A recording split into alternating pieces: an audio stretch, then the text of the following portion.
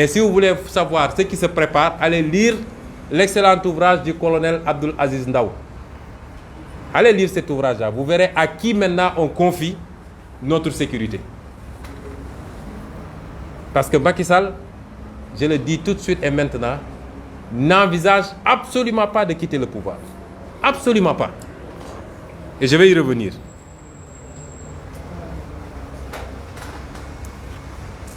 Tout ceci, ce qui est en train de passer,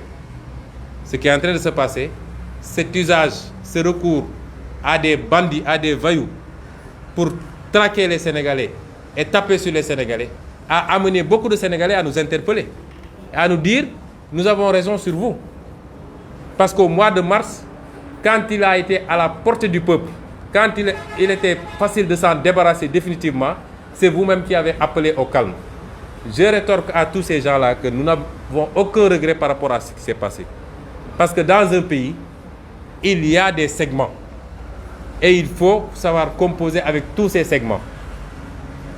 Et parmi ces segments-là, il y a des segments importants qui avaient envoyé des délégations pour nous demander d'appeler à l'apaisement et qu'eux-mêmes allaient prendre le dossier en main. Nous l'avons fait, nous n'avons pas à regretter. Maintenant qu'on se rend compte que notre vis-à-vis n'en a cure, qu'il n'a aucun respect pour ces institutions, nous prendrons nos responsabilités pour lui faire face. Parce qu'il n'est absolument pas question que nous prêtions le flanc. Il n'est absolument pas question que nous laissions, nous livrions nos militants et nous-mêmes que nous livrions à la brutalité gratuite de Macky Sall et de ses nervis. Parce que, et c'est pourquoi je lance un appel aux forces de défense et de sécurité. Nous connaissons votre professionnalisme. Vous faites la fierté du Sénégal partout dans le monde. Et ici chez nous. Aujourd'hui, vous êtes réduits à être des compléments d'effectifs de nervis. Ce qu'on vous demande, à défaut de pouvoir faire votre travail. Parce que ce qu'on attend de vous, ce n'est pas seulement de refuser de jouer le rôle que Macky Sall veut vous faire jouer. Mais ce qu'on attend de vous, c'est que vous arrêtiez ces nervis. Le monopole de la violence légitime dans une république, ça n'appartient qu'aux forces régulières. Donc vous voyez à côté de vous des gens armés de gourdins, armés de coupe-coupe, armés probablement même d'armes à feu. Et vous les laissez faire, nous attendons de vous que vous les arrêtiez. À défaut, ne soyez pas à leur côté pour brimer le peuple sénégalais. Et nous prendrons nos responsabilités pour faire face à Macky Sall. Parce que la stratégie de Macky Sall, c'est ce qu'on appelle la stratégie du chaos. Il se sait sociologiquement et politiquement minoritaire dans ce pays. Extrêmement minoritaire. Qu'est-ce qu'il fait? Il essaie de créer une situation d'insurrection pour après justifier du recours aux pouvoirs exceptionnels que la Constitution a prévu pour des situations où le Sénégal serait attaqué de l'extérieur ou de l'intérieur. Décréter le couvre-feu, l'état d'urgence, prendre les pouvoirs de l'Assemblée nationale, emprisonner à tour de bras, brimer, faire ce qu'il veut. Nous savons que c'est ça sa stratégie. Et nous interpellons le peuple sénégalais d'abord. Mais nous interpellons la communauté internationale. Nous allons envoyer tous ces éléments à toutes les représentations diplomatiques. Nous interpellons cette communauté internationale. Parce que Macky Sall est allé voir toutes les ambassades pour leur dire « Sonko, c'est le diable incarné, il est violent, il veut brûler le pays, il n'aime pas les étrangers. » J'ai ici des fax qui ont été envoyés à toutes les ambassades pour me diaboliser. Toutes les ambassades du Sénégal, pour leur dire « Allez dire, voilà les éléments de langage. » C'est comme ça qu'ils l'ont dit. Faisant suite à mon TAC, etc., etc. Copie du mémorandum du gouvernement sur les événements de février, conçu souvent approche factuelle, etc. Éléments de langage. On dit, dites que Sonko, c'est lui qui a déclenché tout, c'est lui qui veut brûler le pays, etc. Je dis à ces représentations diplomatiques que les faits sont têtus. Le M2D a fait son mémorandum et a donné à toutes les représentations, avec les vidéos et tout, de ce qui s'est passé au mois de mars. Des gens ont saisi la CPI. Je crois que la procureure spéciale l'a dit ici à Dakar. Nous allons continuer dans cette démarche. Et tous ces nouveaux éléments seront transmis à qui de droit. Mais je veux les interpeller pour leur dire que le seul apprenti terroriste dans ce pays, celui qui a des forces occultes, parce que les forces régulières refusent de tomber dans ces combines, il s'appelle Macky Sall et il faut que la communauté internationale arrête de le suivre dans ce qu'il est en train de faire. Et je lance un appel au peuple sénégalais, à commencer par nos propres militants, aux sympathisants, à tous les Sénégalais, les patriotes. Organisez-vous et organisez votre défense. Moi, je ne serai jamais quelqu'un qui va vous dire « allez vous livrer, allez vous faire tabasser, allez vous faire blesser ». Ces gens qui vous attaquent aujourd'hui sont une petite minorité. Vous êtes des milliers, voire des millions. C'est pourquoi je réitère mon appel aux forces de défense. Soit vous arrêtez ça, soit vous restez neutre et vous laissez les deux parties régler leurs problèmes. On verra qui est majoritaire dans ce pays. J'en appelle à la jeunesse de ce pays. Organisez-vous, n'attaquez personne. Ne tirez sur personne.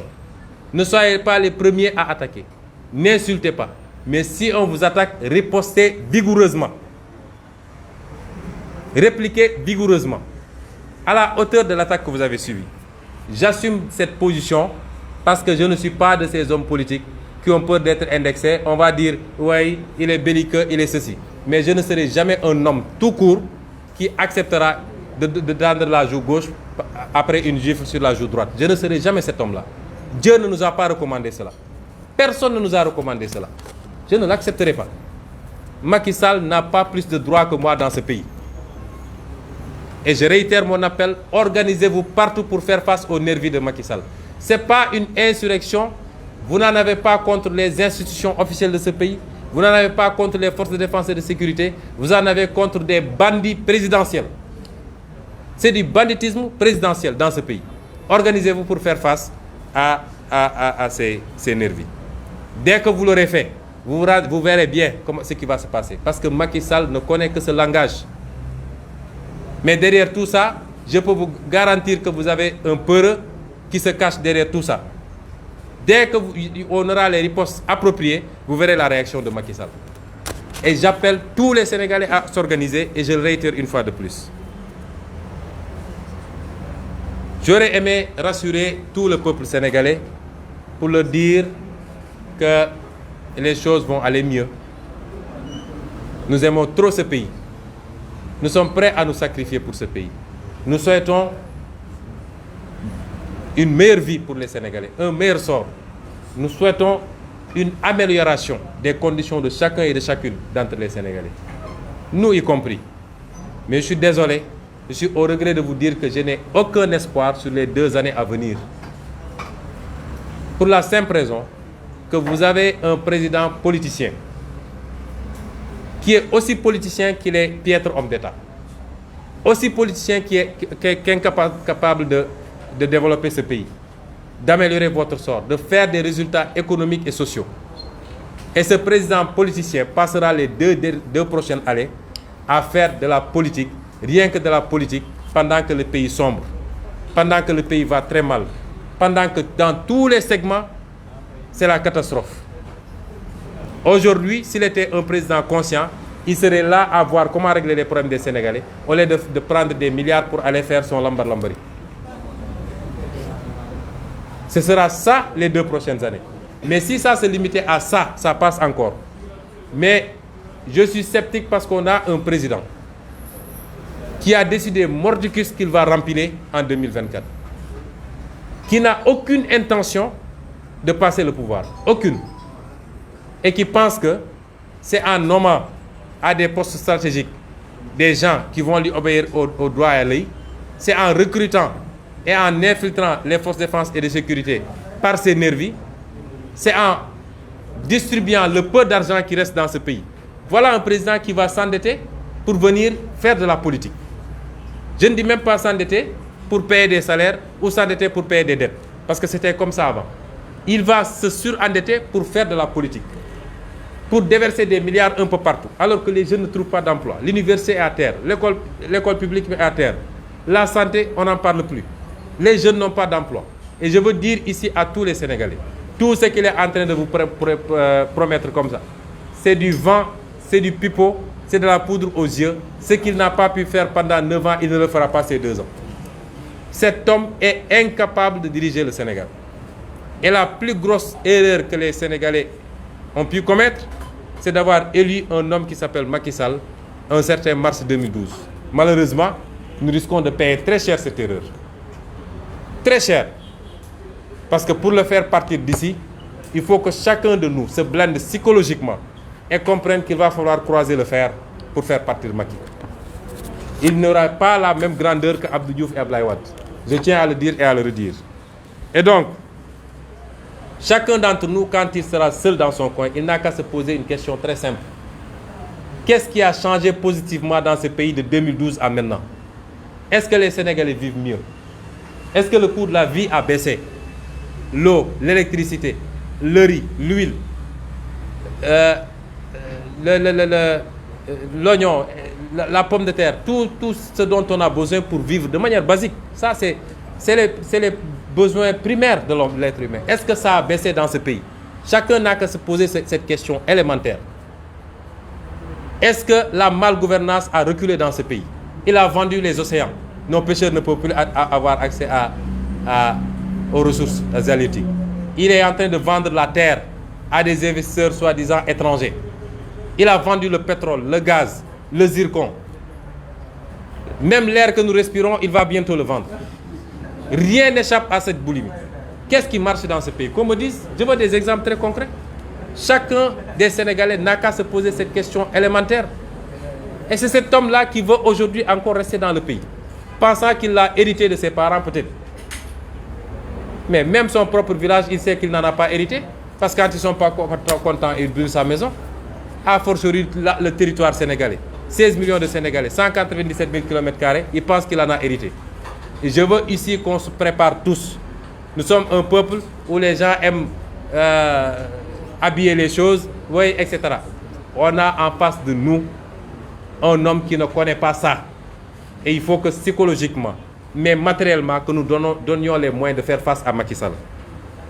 D'où mon appel à une mobilisation exceptionnelle.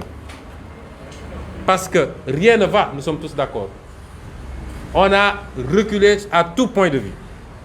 Mais le pire, c'est que la denrée la plus précieuse pour le Sénégal, la matière première qui vaut plus que l'or, qui vaut plus que le pétrole, le diamant, le zircon, qui vaut plus que les ressources halieutiques, c'est-à-dire la paix sociale, la cohésion entre tous les Sénégalais, de toute ethnie, de toute région, de toute religion, de toute tariqa. Depuis 9 ans que Macky Sall est là, cette cohésion est compromise. Un discours de haine, un discours de division. Et c'est pourquoi je félicite à nouveau nos parents du Fouta. Parce qu'ils ont refusé cette manipulation-là. Ils se sont remis. Ils ont remis le Fouta au cœur du Sénégal parce que le Fouta, c'est l'histoire du Sénégal. Je les félicite à nouveau.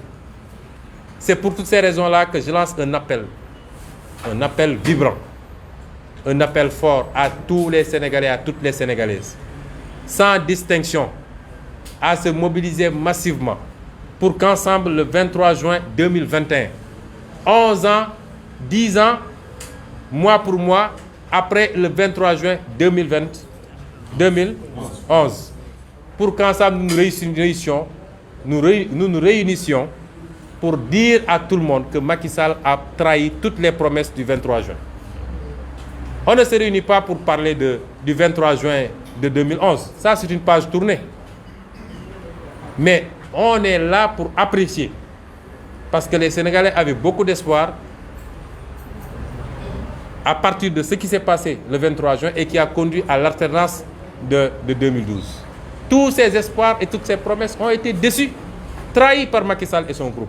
Et c'est pourquoi tous les Sénégalais doivent sortir comme un, massivement, pour qu'on dise, qu'on dénonce cette trahison-là et qu'on montre à Macky Sall que le peuple ne veut pas de lui.